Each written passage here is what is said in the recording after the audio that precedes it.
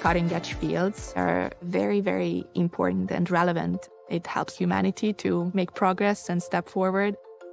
My name is Boglatka. I study computer science with AI specializations, and I'm from Hungary. I'm Ken. I'm studying atmospheric sciences, and I'm from Japan. My name is Daniel, and I'm studying cybersecurity, and I'm from Austria. My name is Ibrahim. I'm studying computer science, specifically artificial intelligence, and I'm from Egypt. My name's Linda.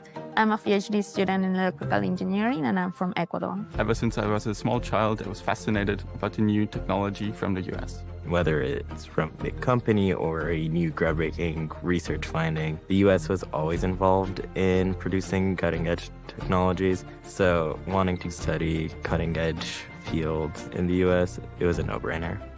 There's a huge potential in AI and applying it in different fields of our lives. I've been doing research in applying artificial intelligence, machine learning-based tools and software to aid diagnosis and personalized medicine, ultimately. Studying in the US has given me the freedom to choose what I want because of the breadth of options available. And for me personally, my care goes towards creatives and using AI to give them the best tools to achieve their vision. I'm studying atmospheric sciences. I use numerical models, many different kinds of simulations to predict and quantify the change in the climate. I'm really excited about the field of cybersecurity. That means I try to find solutions for cutting-edge cybersecurity threats in the future, preserve the consumer's privacy while innovating and developing new software. I wanted to find universities that had a strong research center in intelligent transportation. And my favorite part about studying the US is that everyone has this mindset of doing things better and improving technology. In my opinion, the US is the best place to study cutting-edge fields because you have this hub of innovation that produces the technology we're going to use today and in the future.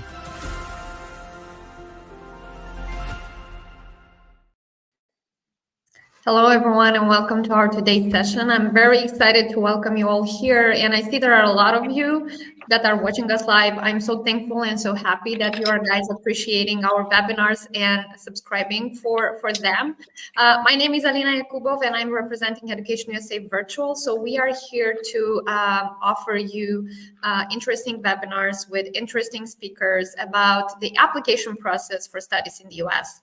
And today we are going to have our last webinar for September, and that's going to be dedicated to SAT test, one of the standardized tests you would need, and you consider it as an optional one for your application for studies in the US. And we have here our speaker, Matthew from College Board. So I would like him to introduce himself, and I would like him to start with his presentation, and I will give you the floor, Matthew. Thank you so much for being with us today. Thank you so much, Alina. It's my pleasure to be here with everybody. I'm going to give you guys a really hands-on tutorial today about the SAT. Why me? Well, my name is Matthew Chovanec, and I work for the College Board. And the College Board is the nonprofit organization based in the United States that makes the SAT test. And we have been making this test every year for over 100 years now, if you can believe it. And we've been in an organization for even longer than that. And just a couple of years ago, we had a huge change in the SAT. We made it a digital test, which is actually much better for everyone else, including you as students. But I want to show you a little bit about what that actually means for your studying and getting ready for it today. So we're going to go over a lot of information, but I also want to make sure we have time for your questions, because I could talk about the SAT all day long, but I want to answer your questions because that's what's actually important. I'm here to be useful to you. So what I'm going to do is not only share a PowerPoint presentation, but I'm actually going to show you a tutorial of the app, the Bluebook app that you'll need to both practice for the test and take the test. And then I'll show with you all of the best free resources that we offer, partially in partnership with our official partner, Khan Academy, to make sure that you have everything that you need to prepare and do really well on this exam. So when you apply to universities in the United States, you have this really strong piece in your application, along with everything else that you're working on. Okay, so let me share my screen. get things Sure. started. Meanwhile, I can also add that you guys can add your questions during our chat. We also have some questions that we received before. So after Matthew will finish with his presentation, we will allow time answering them, and then we're going to focus on those that that we'll receive during this live. And I see that there are a bunch of them. You can also tell us, guys, from where are you? It's super interesting to know from where are you contacting us and how can we help you. So yes, we are super excited about that. Okay, so yeah, Matthew, the floor is yours. Thank you so much. So I'll start out a little bit of giving you some information about what's been going on in the last few years in the United States. And that is that many universities had stopped requiring the SAT for admittance into their school, but now many are changing their policies back. So many of universities that you've maybe heard of, Dartmouth or Yale or Brown University, UT Austin is a large state school in the United States, in Texas. And that's actually where I went to graduate school. So that's near and dear to my heart, but they brought the test back. So the SAT, there had been a lot of talk about it not really being necessary if you're applying to schools in the United States. That is not the case. Many universities are now making it a requirement, and many more will find it very useful in judging your application. And the reason why is you can just see here, as you've probably been learning from the Education USA advisors, when you apply to most schools in the United States, you are doing a holistic admissions framework, which means all of these pieces of the puzzle are being put into your profile. How you did in your classes, what your own family's like, what country are you from, the letters of recommendation that you get from your counselor, and standardized test, i.e. the SAT, is a huge part of that. What it does is it gives some kind of universal context to the person looking at your application, saying like, okay, this student probably did a fantastic job they got A's in all of their classes. They went to Tbilisi Private High School. Cool. I don't know if Tbilisi Private High School that well. Is it a difficult school to get into? Is it one that has very rigorous courses? Does it provide kind of a really nice learning environment overall? Those are something that can be a little bit more challenging, but the thing that they have to put all of that in reference to is this SAT score, which students take from all over the world. And a score in Tbilisi is the same score as it is in Illinois. So that's just a really nice universal frame of reference that all universities have. So that's why it's really important for a lot of them. So you are thinking about taking the SAT. Here are the dates for students internationally to take the SAT. All around the world, you can see that we have one coming up in just a few days, next Saturday on October 5th. You will have already had to register for that, but you can take the next one in November and December. When we made the test digital, we added a lot of different options for students to be able to take it. So there's a nice mirror for you. What is on the SAT? You probably know this a little bit already, but I'm just going to go over some really quick details. It is made up of two main sections, and you can score between a 200 and an 800 on both of those sections. The one here is evidence-based reading and writing on the left, and the one on the right is math. Evidence-based reading and writing is any single type of text that you would see when you were an undergraduate in college. What do I mean by that? It's not going to be just grammar and vocabulary asking you what a bunch of strange, difficult English words is. No, it's going to be asking you to really work with a lot of texts, everything from poetry to science to social studies to politics to rhetorical essays. Anything that you could get in any one of your classes in college, that's the type of thing that we're going to be asking you to read. So I'll give you a little bit more detail about that in a second. But you have to think about this as just everything that goes into being a student who's doing a lot of reading at a school in the United States or in another country. And then the other part is math, and that math goes up to the level of what would be the equivalent of Algebra 2. So you do not need, there's no calculus on the SAT test, but there are all of the other components that you would see in Algebra 2. And that's a little bit more clear for a lot of students, international students, to see exactly what types of math are there. But we'll talk about exactly how to know what's on there and how to best study for it. So we recently, in the last few years, made this test digital, which helped us make it a much shorter test. Rather than being an over 3-hour slog, it is now a brisk 2-hour test. So it used to be 96 questions for the reading and writing, and now it's just 54, which made it go from 100 minutes down to 64. And likewise, for the math section, it's also a much shorter, going from 58 questions to 44 questions. How do we do this? How is this test able to be so much shorter now? The reason is that it's now a digital test. And each one of the sections, the math section and the reading and writing section, are made up of 2 parts, or what we call 2 modules. So in the first module, you will have a series of different questions asked of you. Easy questions, medium questions, hard questions, a broad mix. Based on how you do in that first section, you're going to get more targeted questions, more the ones that are appropriate for your level. So rather than us having to ask you a mix of questions throughout the entire test, now we're just going to ask you during the first part, and then we'll get a much better idea of where you are at in general to then focus in and get a really more specific student score once you've done that. Okay, I'm happy to answer any questions about this, but the most common question is, okay, well, how about I not do very well on the first module so that I get easier questions in the second module and then answer those all really, really well? Don't do that. That is not going to give you any advantage. The best thing to do is answer every single question you can correctly. It's also a really good idea to answer every question. You are not given any negative points for not getting a question right. So even if you can get it down to a 50% chance between the 2 questions, that's probably the best for you. Okay. So what is on the SAT? These are the different sections that are on the SAT. For the reading and writing, it breaks down to 4 different types of questions. And if you can learn to recognize and understand what these different types of questions that we're going to ask you are, rather than just going in there blind and not really knowing in general what is going to be asked of you, it's really going to help you focus and be prepared for the test better. So we're going to ask you about information and ideas, craft and structure, explanation of ideas, and standard English convention. So the only part that's really going to be about grammar, punctuation, and vocabulary is that last section. And I'm going to give you examples of 2 of these content domains in a second here for the reading and writing, but they are all explained really nicely and in a lot of detail on our official learning resources, which I'm going to share later.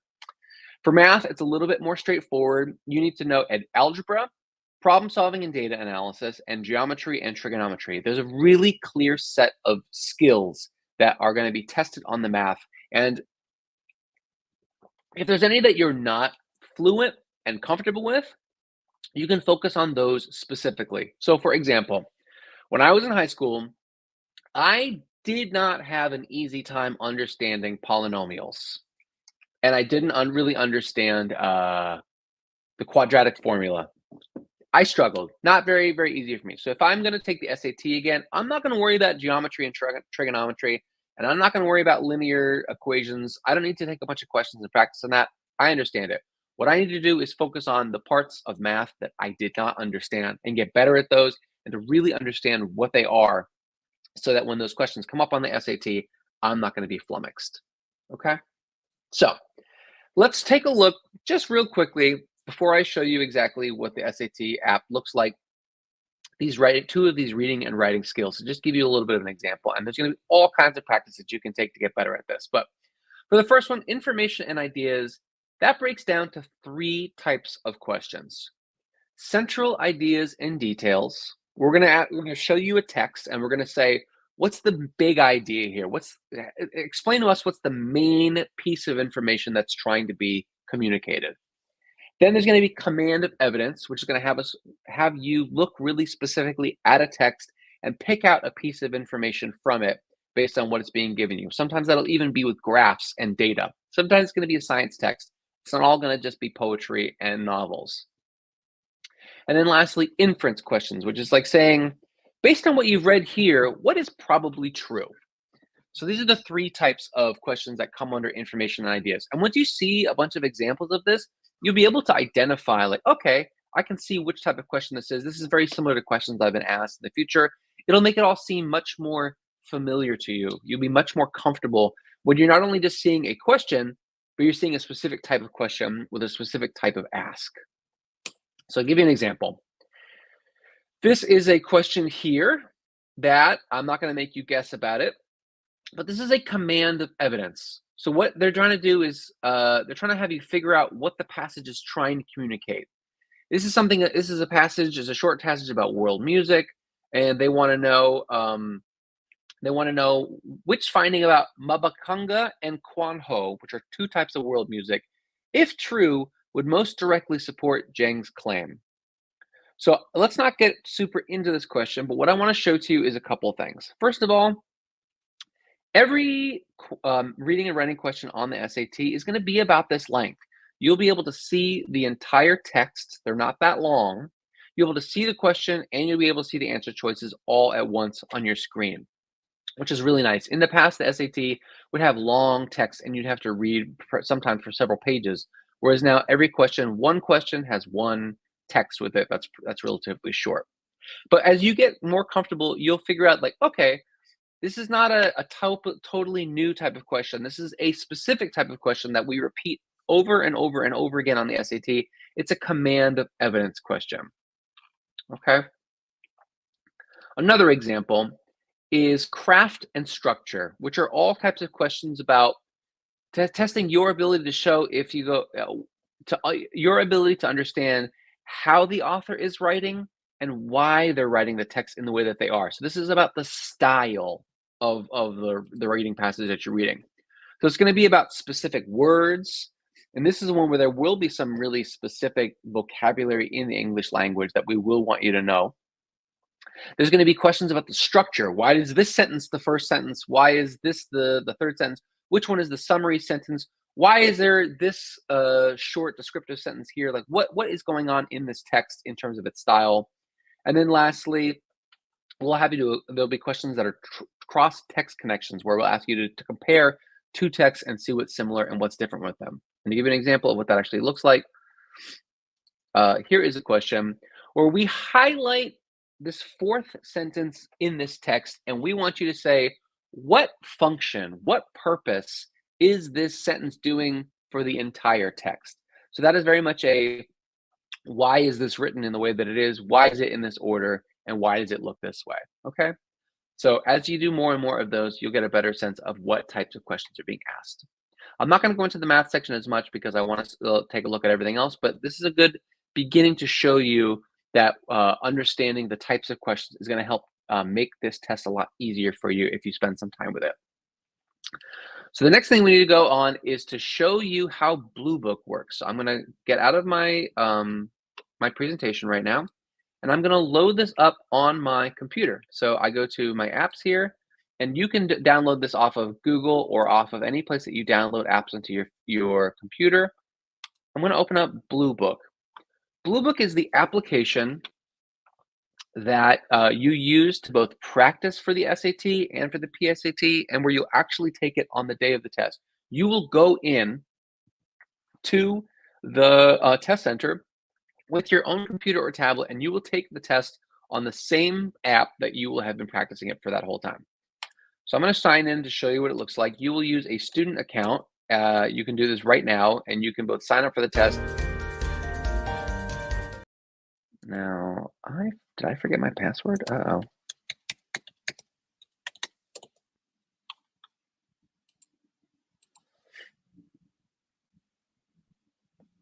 Okay, cool.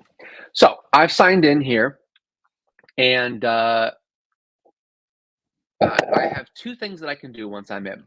The first is a test preview, in which you can just take a look and see in general what the actual questions and answer sections look like. And then you've got full-length practice on the right. And a full-length practice is an entire test, just like the SAT. It's the exact length of it. It's exactly like you're there. So you can take it, get a score, and feel really, really comfortable with exactly what's going to be on the test. So let's take a look at the test preview first. This is where you're going to explore. So you're going to choose an SAT test. It's going to get it all ready for you. And you're going to get instructions, and you should read these instructions and be really comfortable with them before the day of the test, so that when you're there and you're sitting down, you don't need to read them again. It should all be really, really clear to you, and you should feel very familiar with this app by the time it comes to take the test. So here we are. This is what the reading and writing test looks like. This is what the questions are going to look like. They'll be on this left side here. And as I scroll through them, you can see they're all pretty short relative to how they used to be. And then you will have here on the right side the choices. And there's some great tools here. And this is why you're definitely going to want to take some time to explore it yourself. You can choose these questions, or you can choose which ones that you know are wrong and strike through them so that you won't come back to them later if in fact you want to return to the question later. If you do need to return to the question, you can always mark it later. Like, I haven't chosen the answer yet, so now I'm going to take a look at it later. Then we've got this great tool for highlighting and tools. Let's say I'm over here and I'm trying to understand this text and I want to mark it up like a Google Doc so that I feel more comfortable with it. I can highlight the word porous and I can add a comment. And this comment will say, I don't know the meaning of this word. Or you can go to the other question and you can say, highlight it, and you can give a little note and say, is this the main idea? Great little tool that you have here to help you organize your thoughts and your ideas about how the SAT is working. That's something that's very, very helpful and awesome to have, that you should feel more comfortable when you get to it. So once I have answered all of these questions, I can see which one I've answered, which ones I need to go back for a review. It's a really, really nice method so that you do not have to answer every question in order. Figure out a strategy. Is this something where you want to answer the difficult questions first? Do you want to answer the ones that you know all first? Which way do you want to approach it? What's the best strategy for you? You can build and work on this strategy as you're practicing for the test. So that was the English reading and writing section, just to give you some comfort with it. Now we're going to go to the math section. Here are instructions about exactly how to put in the answers when they're not multiple choice, when you actually have to write in the answer.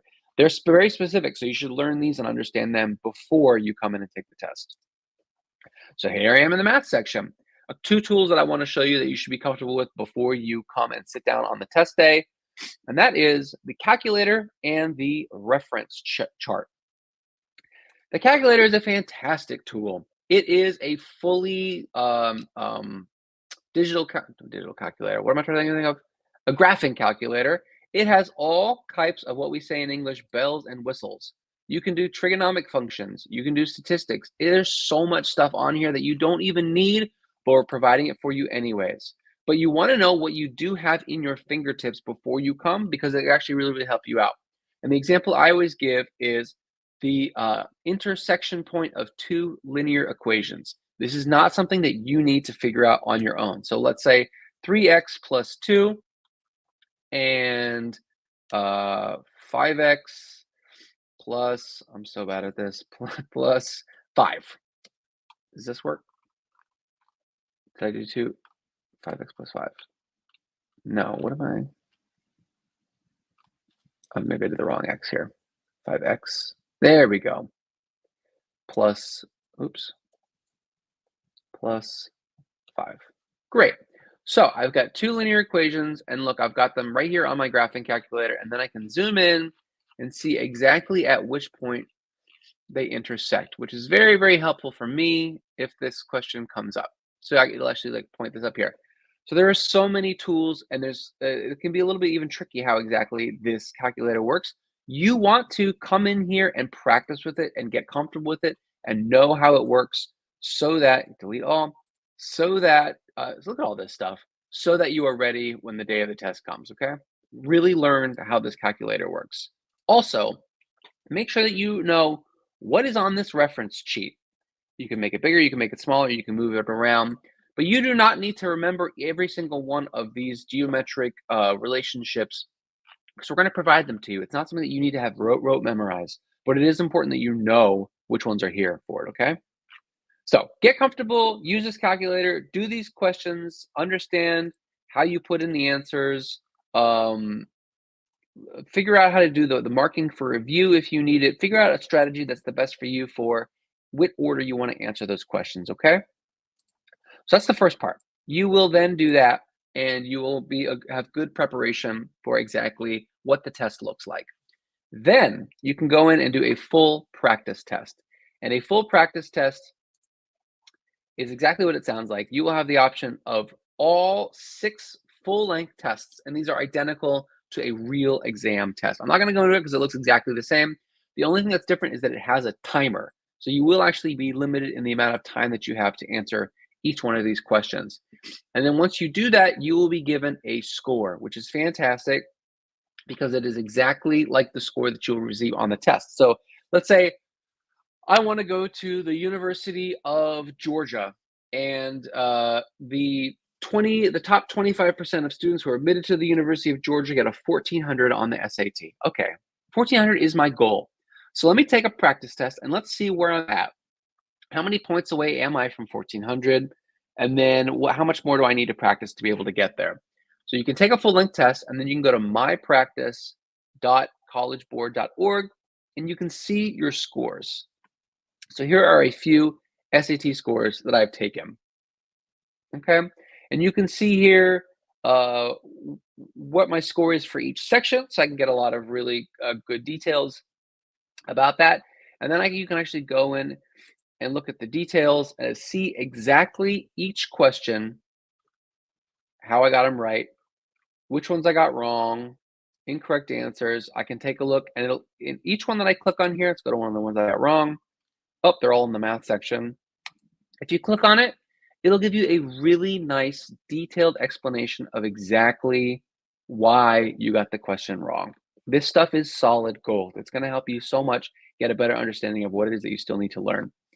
You can also download a score report, and this will give you a really nice breakdown of how you've done on your practice, okay? So I'm going to review all of these questions. I'm going to see which ones I've gotten wrong. And as I kind of reflect and take a look at all of them, it becomes very clear to me, I need to work on my advanced algebra. So then I'm going to do the third step, which is I'm going to go to Khan Academy. And Khan Academy is our official partner. This is the place where you can go for free, world-class digital SAT practice. This is the #1 place that you should go. And if you go, you will see, you can search here for digital SAT. It'll come up as an option, along with lots of other stuff. What is all this stuff? Let's see, digital SAT, reading and writing, test prep. Okay, so now I've got all of the sections for the SAT, both the math and the reading and writing, broken down into foundational, medium, and advanced topics. So what I'm going to do is I'm going to go into advanced math, because advanced math, because that's where I was having some problems. And I'm going to look at, let's see here. Aha, perfect. Factoring quadratic and polynomial expressions. I can go into this lesson and I can be given a nice introduction with videos. I can get a really good start from the beginning and remember how I'm learning all this and what's all involved with quadratic formulas and polynomial expressions, because it's been a long time. Then I can do a bunch of quizzes to get better at it. And so rather than just taking a bunch of SATs again and again and again and doing hundreds of questions in a book, I'm going to be smarter than that. I'm going to be more strategic. I'm going to focus specifically on the things that I need to. Not to toot my own horn, but if you look at this practice test that I took, if you took this practice test I took back in 2022, I got all of the, do I have it right here? I got all of the reading and writing questions right. I got a perfect score. Woohoo! I don't need to do any reading and writing questions. I don't need to spend any time doing that. That's not what I want to focus on. I need to focus on how poorly I did in the math section. So all of my time that I'm on the Khan Academy is going to be spent really identifying and working on these math questions to make sure that I am covering the topics that I didn't understand the first time around when I was in high school, okay? So that is the best use of your time. Do a test preview so you understand exactly how Bluebook works. Take a full-length practice test to see where you are. Review all of your questions that you've gotten incorrect on mypractice.sat so that you get a really good sense of what the skills and the domains that you specifically need to focus on are. Identify them, understand, know what you don't know, and then go to Khan Academy to practice each of them specifically. Once you've done that and you feel like you've really gotten a better sense of what it is that you need to do, then you can go and take the next practice test and see if, in fact, you have improved on those specific skills, okay? please do not take 15 SAT practice tests and just take them without thinking critically about what it is that you need to learn and what you need to do. The more that you can think about what you don't know, the better that you will do overall. And that is my best piece of advice, okay? So you have all of these tools at your disposal to help you practice. They are all free, and you should feel as ready as you want to be before you take this test. And you should have a pretty good idea of what score you're going to get before you even come to the test center on the day of the test. It should not really be a surprise for you if you practice all of this. The one thing that will be a surprise is how much better you're able to do as time passes, okay? So that's my general spiel about everything that we have for you for practicing for the SAT. I'm happy to now take questions and go into lots more detail about exactly how to study for this and anything else that you may have questions on. Perfect. Thank you, Matthew, so much. I think it looks really nice because you actually explain it with a lot of examples. So I'm more than sure that the students will get even more excited, that they will address us even more questions. Okay, then let's start with those that we've got before this webinar. So we've had some students Sure. that pre-registered for this event. And one of the first one is how to tackle stress during the test.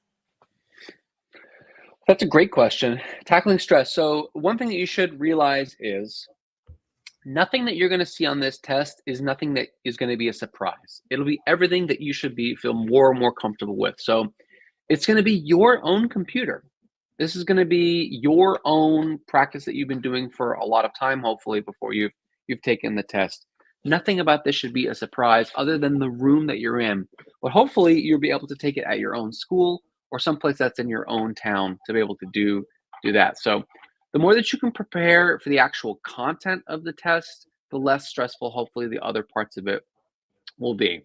The other thing that you need to remember is that the SAT is one part of your application to universities in the United States. And so it's not the only thing that matters. If you have the opportunity to take the SAT only one time and you don't do great on it, it is up to you. It is totally your decision whether or not you want to submit that score. If it helps your application, if it makes you look good, and if it either confirms or exceeds your score, use it. If it doesn't, if you did really, really poorly,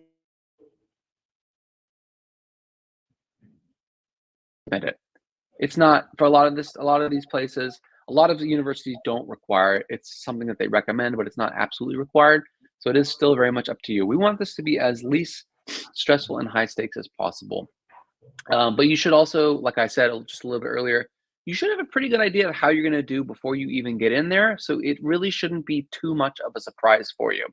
And as long as something terrible doesn't happen on the day of the test, which probably won't, then it should be pretty straightforward about how this is going. And then you should be able to just do well, get your official score, and then use it for the universities that you're applying to. Perfect. Thank you so much, Matthew, for answering that. Okay, the next question. How can we be sure about an answer on the reading section? So one of the best ways to prepare for it is to get good at looking at the 4 choices and narrowing them down. So we have a tool in there to help you select wrong answers. And if you can get it down to at least a 50% chance, that's really, really going to help you. The other thing to make you, to help sure that you're answering these questions correctly is to, like I was saying earlier, to understand what the type of question there are. There's only a few different types, maybe like 10 or 15 types of questions on the SAT. Every time that you look at a reading and writing question, your first thing that should come to your mind is, oh, this is a words and context question. Oh, this is a main ideas question. Because once you do that, you already kind of understand what the question is asking you. And so all you're really needing to worry about is the specifics of that text. And the more that you can recognize those things, the less unfamiliar and the less challenging it becomes, because it's basically the same type of question over and over again. That would be my advice in that regard. Okay, good. Matthew, I think we've lost your camera. I think now it's good. Now you should be good. Okay, there we are. Okay, the next question. How can I improve my score in 1 week? Is it possible to improve my score in such a restricted time? Now that very much depends on a student. That's probably, it would also depend on how much it is that you're studying and looking. Like I said, if I only had 1 week to practice, what I would do is I would do exactly what I said. I would take the test preview, and then I would take a full-length test, and I would say, like, okay, that's probably going to be very close to what it is my score. But maybe there is 1 or 2 skills very specific. I do great on everything, but there's like 1 or 2 things that every time that question came around, I just didn't understand it. But maybe it's something that you can fix. Like, what if this entire time that I was in high school, I just got the equation for the Pythagorean theorem wrong, and I was confusing it with something else, like right angles or something. If it's a simple thing that I can just fix and then I can learn about it, that I like, oh, okay, I didn't understand that a right angle uses the Pythagorean theorem. Now I understand it. And then if a bunch of those questions come up, then maybe that's going to be something that before I was getting a low score, but now I'm getting a much better score. So it is possible that there are specific skills that you can improve on that are really going to really help your score. But overall, and there is a little bit of a limit, there's no shortcuts or magic tricks to this. This test is really nicely designed to judge everything that you've learned in high school in a really general way. So it's really hard to go from being a regular high school student to an excellent high school student in 1 week. Think about it that way. This is a very general overview of everything that is that you've done in high school. It's not really that likely that it's something that you can easily fix or find some trick to get around.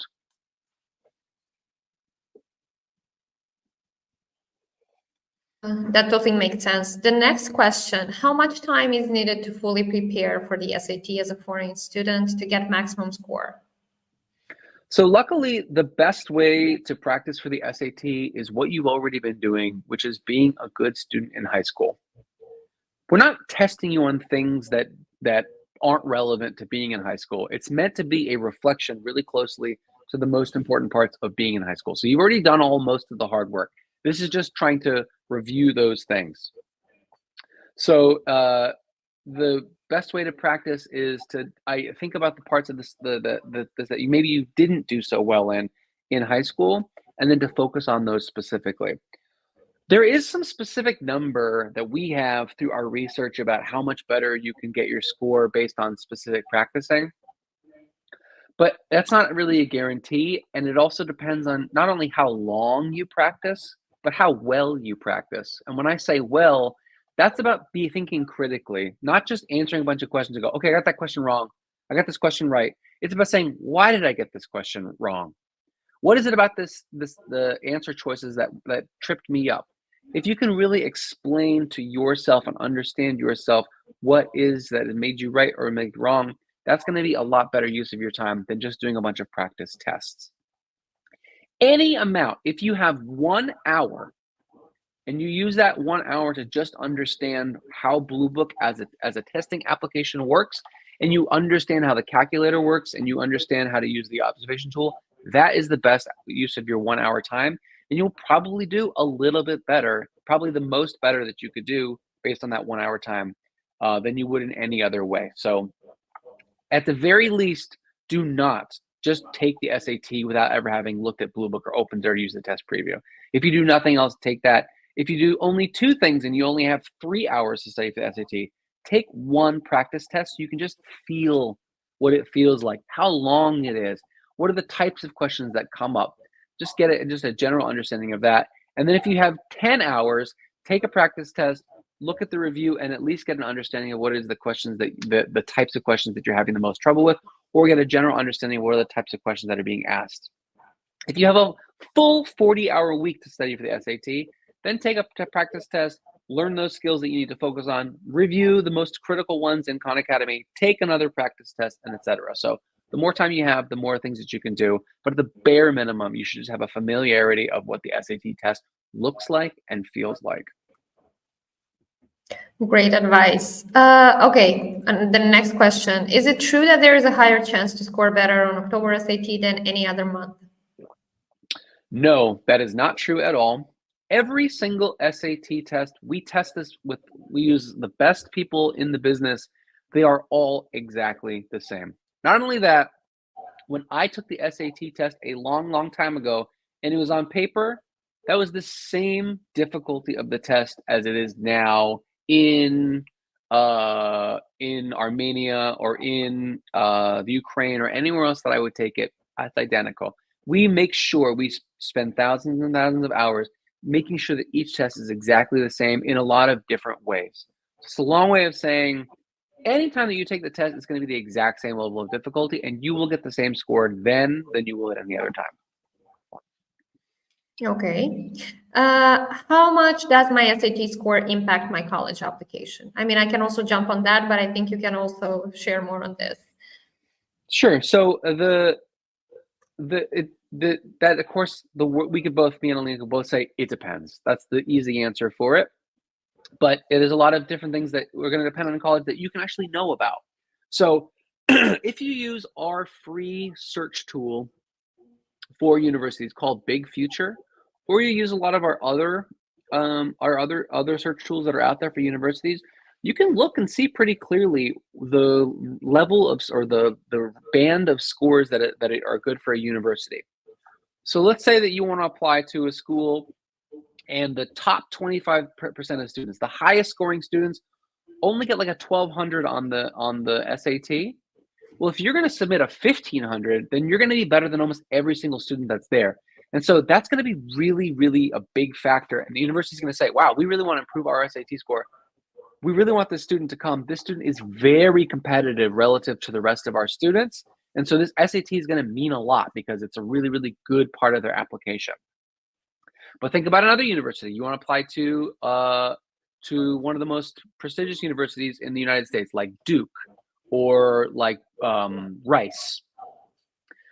You need to look at their level of SAT scores, and you're basically like, if you want to score in the middle of it, you need to at least do that. And you need to think of it like, if you're not giving an SAT score that's better than the majority of the students that are applying, then you need to have other parts of your application that are helping support that.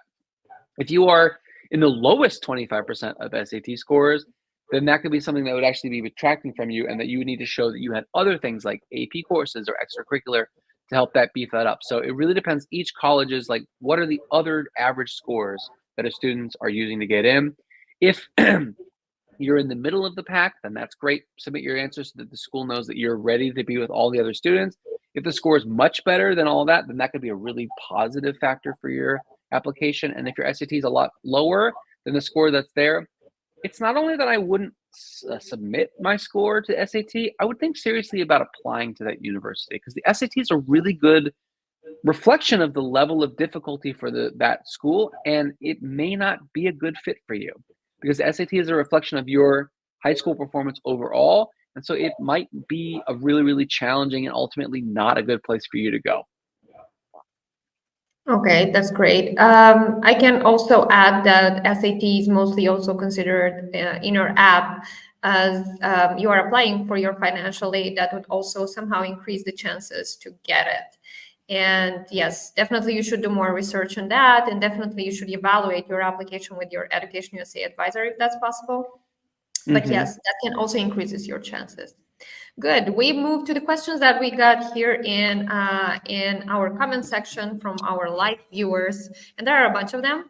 I really hope we'll finish it in 30 minutes at least. Okay, so the first one: is it possible to improve SAT in a month from 990 to 1,400? Are there any tips for it? I think you've specified some of them, but maybe if you want to add something here. Yeah. Now, what I would do for you is I would take a practice SAT test and I would see what your score is. I'm guessing that your score was a 990. And then spend a week or two really practicing using the methods that I spoke about, using the Khan Academy, using the My Practice to really focus on those questions. Give yourself a week or two to really practice, and then take another test. I'll kind of show you what your potential progress is in 1 week, in 2 weeks, something like that. Based on my just general, what I've seen out there and the way that the SAT works, I do not have a lot of confidence that you will be able to improve your score 400 points.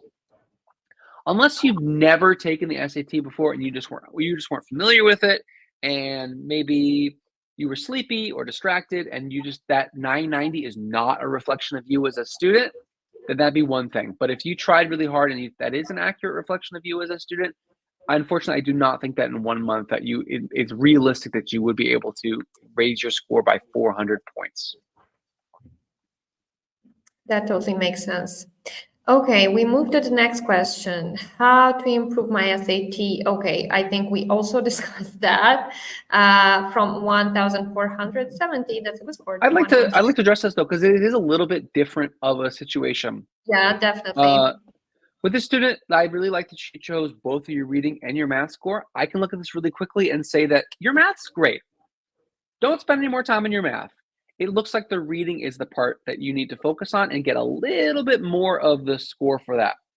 And what I would do, if you haven't done this already, is to, again, really break down the types of questions that we're asking you on the reading section so that you can get a better sense of exactly what types of questions are going to be coming up to be able to get your reading. Do not just study a list of vocabulary in English. That's not going to help you. If anything, what you should be doing in this last bit of practicing for the reading before the 5th of October is just be reading a lot of different types of texts. You should be looking at the New York Times. You should be looking at the New Yorker magazine. You should be reading some Emily Dickinson poetry. Try to expose yourself to a lot of different types of texts in English so that they're all just a little bit more familiar to you, because they're all going to come up on the SAT. And it looks like the place where you have the most opportunity to improve quickly is in the reading section. Yeah. Thank you. The next question, is it possible to get into US universities with full ride scholarship without SAT scores? We're going to both say, Alina, right? We're going to say it depends, but that it's not very likely. SAT scores, a lot of the highest universities that do provide a lot of financial aid, they need to see the tippy top of everything, because you are not only competing with American students, you're competing with students from China and India. And let me tell you, those countries are full of the smartest kids there are. So everything is competitive. Everything is probably going to need an SAT score. And it's not only about getting a full ride, and it's not only about not having an SAT, it is about having both, because everyone is competing for the same pot. So I would say it's probably not possible, but maybe you have invented a rocket ship that goes to Mars that uses nothing but cans from your kitchen. Then yes, you can get a full ride scholarship, but it really, really depends. But unless you have something about you that, like, you're already in the news, I would doubt that without a really, really strong SAT score that you could get a full ride. Do you agree with me, Alina? I do agree. I also want to add on the fact that there are some universities that adopted the test optional policy, and maybe for them it's not mandatory to have the SAT, but that's the part that the student has to research, and that's the part where the student needs to contact the admission commission and to ask, or the financial office. But I wouldn't say that this is a full ride scholarship. Maybe that's going to be a partial scholarship. So it's going to be definitely hard to get a full ride scholarship. We know a lot of cases when even with SAT, the students wouldn't take a full ride scholarship. So it definitely depends. Okay, so I think we described this one. Okay, the next question. Please share more tips on how to get a higher score. I think you've shared some of them, but I don't know. You want to add something else? Something that I would add about it would be talk to somebody else or talk to a teacher about the skills that you are working on and the skills that you need. There's something about talking with words to another person that really helps you process and understand anything in this world. If I'm practicing and I realize, like, okay, I really need to understand main idea more, go talk to your English teacher about what that means, and then kind of talk through it. Explain to them what are the things that have made it difficult or challenging for you, the things that you're struggling with. You'll find that that's a better way to understand analytically what it is that you're still struggling with than just looking at it on a piece of page and thinking it silently to yourself. So that's just one more tip that I would have. That's great. Okay, the next question. Let me see. There are a bunch of them. Okay, and that's a good review, I think, for you.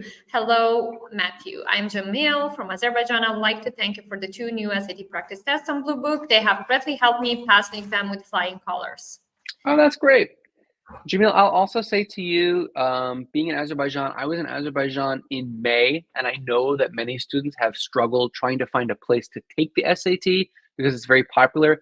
We have been working really hard to try to open up new spaces so that there's more places, and also not only in Baku, but also in other cities to make it a little bit easier for you. But I'm so glad that that extra hat practice helped you. Perfect. Okay.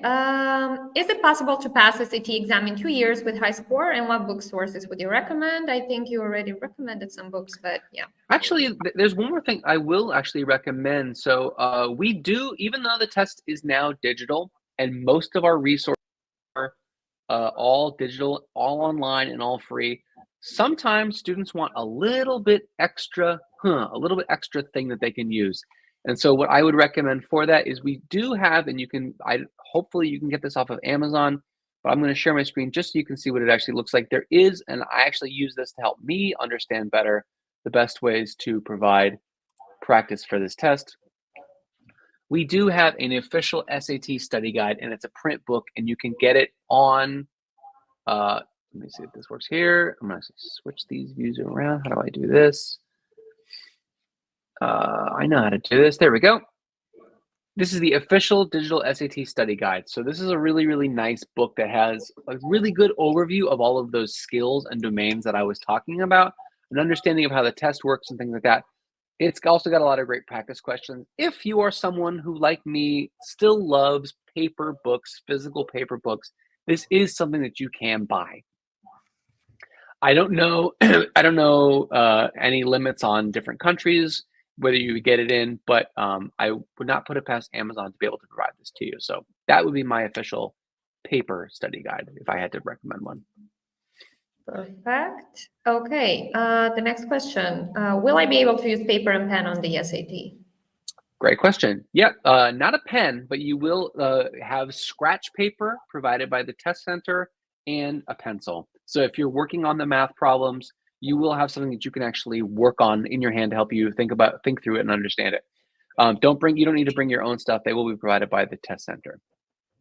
Okay, sounds great. Hi, can I use my own graphic calculator during the exam? You certainly can use your own graphing calculator. There is a specific list of approved graphing calculators. You can just look at that online. If you go to Google, you can type in official calculators for SAT exam, and it'll give you that whole list. And make sure that it's the right one, so when you go to the test center, they won't give you a hard time. Perfect, thank you. Can I use SAT for Europe universities? You sure can. Universities all over the world, I think more like 100 countries accept SAT scores, and increasingly so. So universities in the UK, Holland, Spain, Italy, they're all using SAT scores. They're also using it along with other things. So like AP scores for AP courses that you may take, that's also really important. Or if you're in an IB program, that could be important. But many, many universities take SAT as well and may have a minimum required score that they need. So what I would do is, again, look at the specific scores, see their admissions policies, and see what it is that they actually are requiring for SAT. Perfect. Will there be a calculator information about trigonometry or geometry on the real SAT test? Yes. So both of those tools that I showed you are exactly the same on the real test. Perfect. As you have perfect scores on reading, what is your strategy to learn lots of words? And I think you already said about reading. Yeah. So again, please do not get a big stack of cards with words on it and just learn all the words. Do not have just a big vocabulary list and just go through all the vocabulary. That is not what the SAT test is about. The SAT is about reading English language things in all different types of sources. So again, read as much as you possibly can from different things. Read an article about volcanoes. Read an article about fabric on the Silk Road. As much as you can be really diverse about the types of things that you're reading and the different sources, the genres, the speakers, all those things, that's all going to help you be prepared for the diversity of reading. The reason why I did well on the reading section of the SAT is that I already went to college, and I had courses in everything from astronomy to Arabic poetry, and so I've read a million different things from a million different places. And so with all different types of written English, Okay, thank you. The not next just question. difficult words. Okay. What is the correlation between Bluebook test results and actual official test results? Matthew, can you hear us? The exact same. Okay, good. The exact same. So the score that you get when you take a practice test should be exactly the same. The only difference is that you're going to be sitting in your house versus sitting in a test center. But the actual content that we give you is identical. Okay. We have here a detailed question. So I think, yeah, I saw this before. Yeah. Mm-hmm. So the thing about this, Natalie, is that there are specific instructions that I showed you very quickly, but then I moved away from. When you open the test preview, it will show you exactly how to write decimals in the math section where you actually have to put them in. It'll tell you exactly how many spaces that you have, exactly how to write it. It'll be crystal clear to you. And I recommend that you understand exactly how to do that before the day of the test. Don't read those instructions on the day of the test. Your mind is already going to be busy with other things. You should already understand exactly how to write those in. The specific instructions are there. How to write fractions, how to write decimals. It'll be very clear when you open up the test preview. Okay, perfect. Could we get the sources where we can practice for the test for free? And I think you've shared already them. Sure. Okay. If I pop it in the chat, will that be helpful? Yeah, sure. I think we can also share that in the chat. Definitely, that should be very helpful. Okay, cool. The next one, So which one I should focus on more, math or reading, writing? Nazreen, you won't know that until you take a practice test and see what your score is. And then you see which one you need to do the better at. And then sometimes, depending on the program, if you're applying to an engineering program or if you're applying to an English literature program, they might want one score to be higher than another. So it really depends. And you won't know that until you've both taken a test to see where you're at and then looked at specific universities that you're interested in applying at to see what they're asking for. Mm-hmm. Good. The next one, can a very high SAT score balance low amount of extracurricular activities when applying for the most prestigious US universities? You can say it here and I can also add something at the end. It can. It depends. If you don't do a lot of extracurricular activities, there's a lot of reasons why that can be. If the answer why you haven't been able to take a lot of extracurricular activities is because you need to work after school to support your family, that's a great reason. And that's something that a university is going to understand and not punish you for. If you haven't done a lot of extracurricular activities because you are in a million classes and you've gotten perfect A's and you're also working as like a tutor after school, that's a great reason to have an not have extracurricular activities. We're going to judge you based on your circumstance. But if your school had a bunch of great extracurricular activities and you had a lot of free time and you just didn't take them because you thought that your SAT score would be good enough for you, depending on the university, they might not be too impressed by that. I totally agree. I want to add here that you guys already know that the US universities, they approach the holistic review of their application. So definitely it shouldn't be like crucial to have all the extracurricular activities. Definitely you should consider that they might pay attention to your statement of purpose or to your letters of recommendation or to your GPA or maybe some other achievements that you've highlighted in your application. So yes, I also think, and I agree with Matthew, that it shouldn't be a problem, but you can give some more explanation on why specifically you didn't manage to have so many extracurricular activities. You can focus on less of them, but do them like quality extracurricular activities, not a lot of them, but less of them, more dedicated. So that's kind of my advice in that. I totally agree. One more. What is the acceptable difference between reading and math scores for university entrance purposes? That really depends.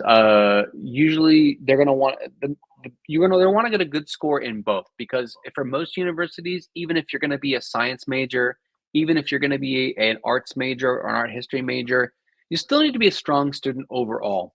And it's not very common that a student or a school is going to be interested in a student that's like perfect in one and not great in the other. They want to see strong students overall. So even though there's not a great score, not a great rule of thumb for this, it's not common that a school is going to going to be fine with you having like a terrible score in one and not in the other. They want to see strong students overall. Okay, perfect. One of the similar questions, and I really want to answer that, which score do the university usually prepare? I don't know if you, Matthew, want to add on that, and I can also add mine. Sure. It's not a mystery, and it's not a secret. Every university says very clearly what they're looking for. And you just got to go to their website and look. Yeah, that's what I actually wanted to say, that you should go on the university website. I think on the College Board, you can also view the university. You can check at the university what are the minimum requirements for a specific standardized test or a language proficient test. So yeah, you have there all the information, and you should know what they prefer specifically.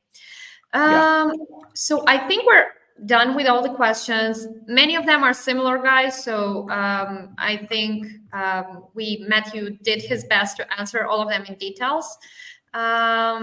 Okay, one more here from Mano. What should I do? Can I, Elena? I just want to, based on that last question, I'd love to just show something. This is the way that you can easily look for the SAT scores for different universities. Sure. Great. So if you just type in any university that you're looking for and you type in Big Future, which is the name of our free college search tool, you can then pull this up. So I'm going to share this so that you can see exactly what I'm talking about. I went to Google and I typed in Big Future, Trinity University. Trinity University is a university in Texas that in my hometown. I go to here, it's going to give me all kinds of information about this university. How much does it cost to go there? What percentage of people graduate? But then right here, SAT range. If you guys can see that, not a mystery. If I want to go to Trinity University in Texas, I need to probably get a score between a 1290 and a 1440. I believe that is the middle range. So the middle 50% of students get some score on this range. That'll give you a really good window of the type of place that you want to go. So if you want to go to the University of St. Louis, they'll tell you exactly what the range is. If you want to go to UCLA, it'll tell you exactly what the range is, and it'll take away all the mystery, be very clear to you what you need to be shooting for. And of course, you want to end towards the high range. The better that you can get away from the middle of the student, the better that SAT score is going to help your application rather than being something that you just need. Okay, thank you, Matthew. Okay, so I don't know if we answered to this one. What should I do to improve my score? And I think we've got this question a lot of times. But yes, you can answer it one more time if it's possible, maybe. Yep. Depends on the types of skills that it is that you need to go. You should get away from thinking about the actual score. You should be thinking more about which skills have I mastered. If I get a question about words and context, do I always get it right? Cool, then I don't need to worry about that anymore. I need to be focusing on polynomial expressions. And then when once you've improved those specific skills, the score will take care of itself. Okay, Fakria specified here that we didn't answer all the question. I will put her once again in the screen, and I think you answered that, but yes, definitely, Fakria, no problem, can do that once more. I've shared both the Khan Academy link, right. You can see at 8:57, and then I shared Bluebook at 9 a.m. Perfect, thank you so much, Matthew.